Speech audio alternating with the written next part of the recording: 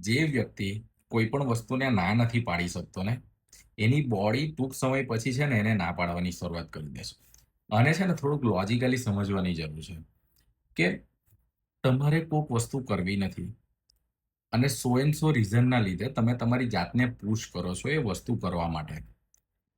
એ કાર્ય કર્યા પછી છે ને તમારી બોડીની અંદર ગુસ્સો, દુઃખ આ બધી છે ને ફિલિંગો સ્ટોર થતી હોય છે.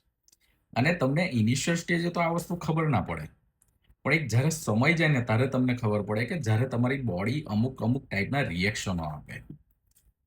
સ્પેશિયલી આપણે જે ઇન્ડિયા જેવી કન્ટ્રીમાં આપણે રહીએ છીએ કે તમને એ વસ્તુ ખબર જ નથી કે તમે એ કામ શું કામ કરો છો.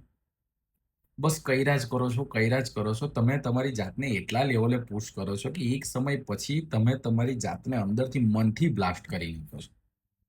અને એ સમયે જ્યારે એ સમય આવે છે ને ત્યારે બહુ લેટ થઈ ગયું હોય છે. તો મારે ખાલી એટલું જ કહેવું છે કે પોતાની જાત પર ફેવર કરો. કે જે વસ્તુ તમને યોગ્ય નથી લાગતી તમારા માટે, તે વસ્તુને ક્લિયરલી ના પાડો.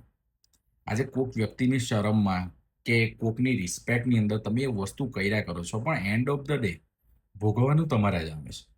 તો એક એક ફેવર કરો કે જે વસ્તુ તમને યોગ્ય નથી લાગતું ને પોતાના માટે, એના માટે બીક નો કહેતા શીખો. ઓમ નમો નારાયણ.